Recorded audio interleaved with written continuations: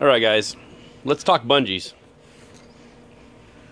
Here we have 3/8 inch bungee, which is good to 5-6 pounds, which is great for hardcore 44s, you know, stuff around 3 to 4, 5 pounds, 6 pounds.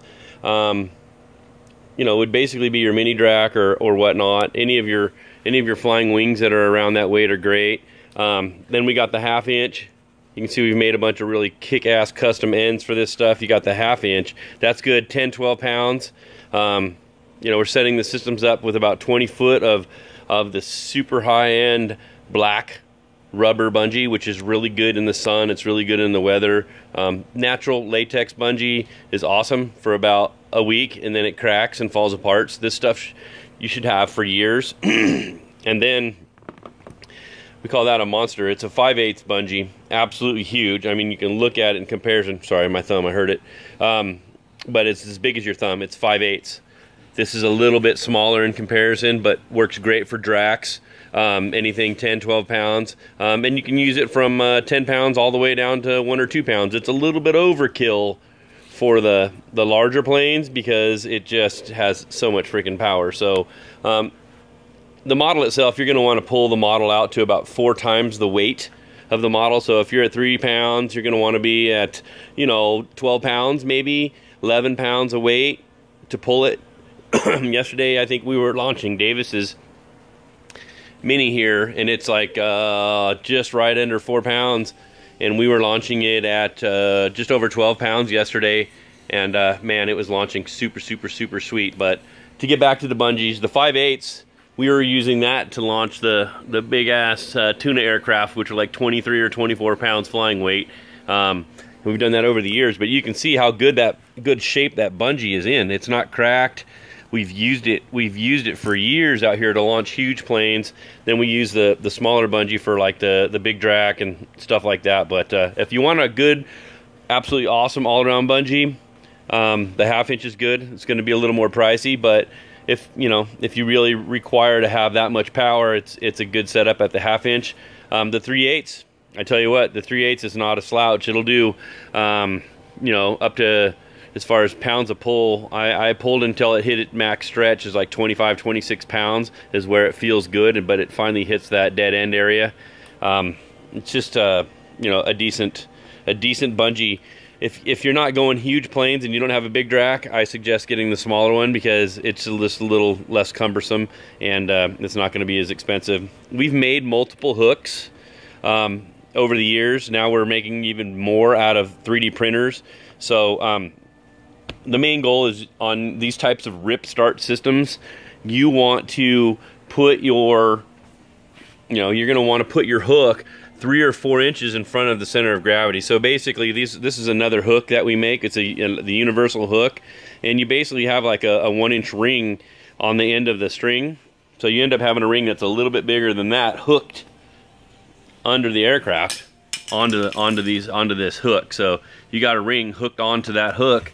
And this hook on the mini drac is hooked about 4 inches in front of the CG, and 4 or 5 inches, and even farther up to the nose works great when you're using the Ripstart catapult type launch, because we don't want it hooked on the CG. We don't want to pull the plane in a high alpha. We want the plane to pull with a lot of forward momentum and get this plane up to speed really fast. So that's basically what we're doing, is we're just basically launching the plane at a high rate of speed, you know, with just a little tad of up angle, and that's it. So these types of hooks can be mounted on the plane. You basically just, put a big bead of hot glue all the way around really fast and then stick it on the plane, and then after that run a bead of goop all the way around it.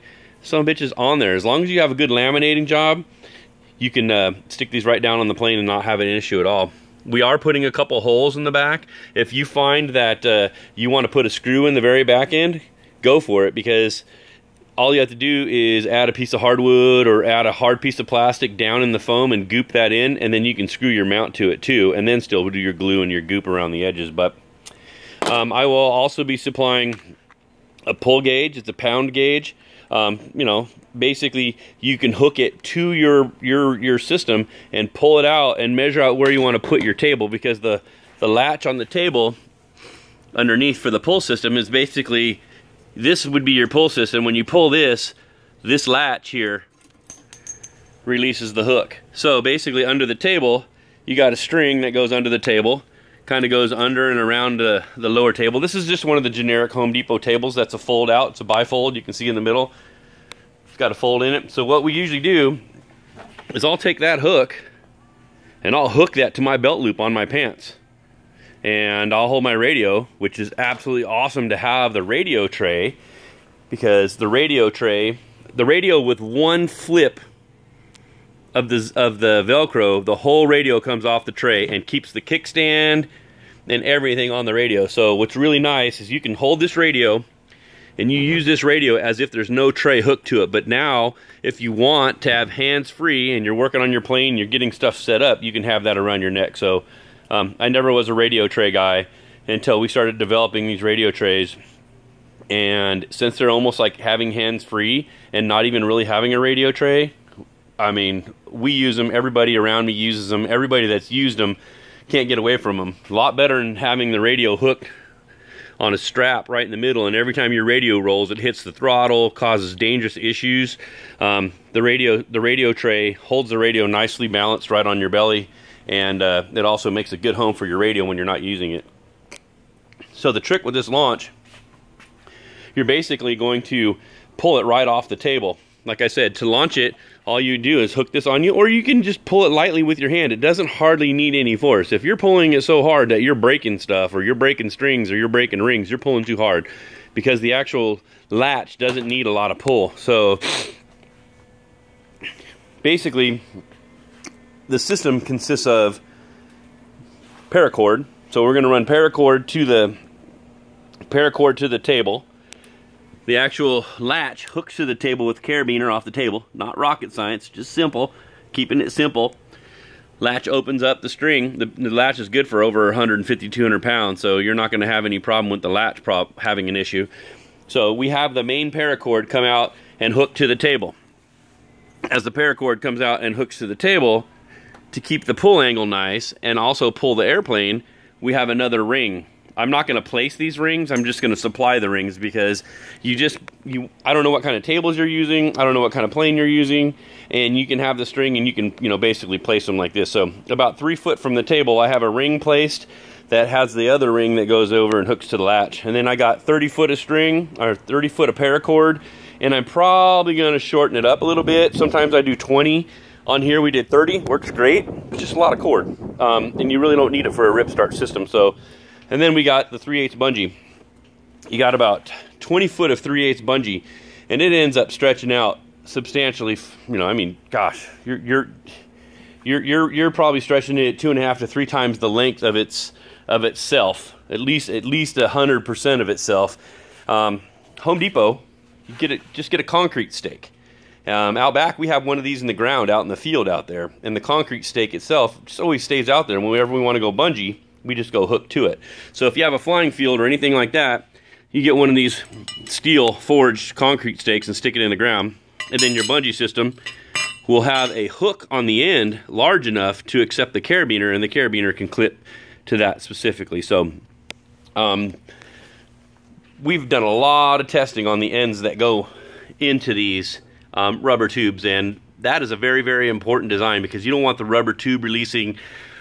We've also shot this multiple times with aircraft on it, and then we've shot it without the aircraft on it. Without the aircraft on it, there's so much stored energy in this thing when you let it go. We want to see if we can let it beat up and break any of these ends of these pieces that we have embedded into the actual rubber. And you can see this thing has been shot tons of times. So at this end, we have a smaller hook at this end, because we're only tying string and not a carabiner. And having the smaller end on it, and this end be the very live active end, since this is the one that's doing all the traveling across the ground and hitting and bouncing and everything, we have this end being a lot more of a low profile end on it. So, but we've gone through and made tons of these different ends and done a lot of research on how to get them done right. So on the 1/2 inch, you'll have a big end like this, and that's what will hook to the carabiner at the other end. This is stretched over with an adhesive additive to it, so it really sticks on it good. But we found, even without the adhesive, And the way this sticks on, this isn't coming off.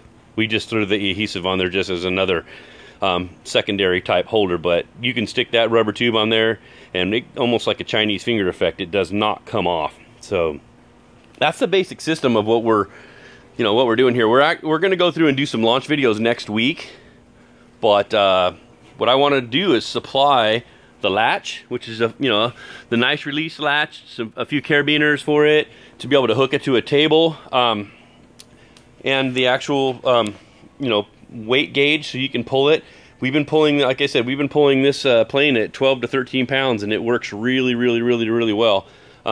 If you want a radio tray, let me know. I make these in small batches, but when you're doing planes like this, there's nothing like having one of the radio trays on you. It is, again, super simplistic.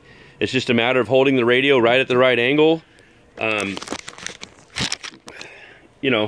I'm using it, it's basically,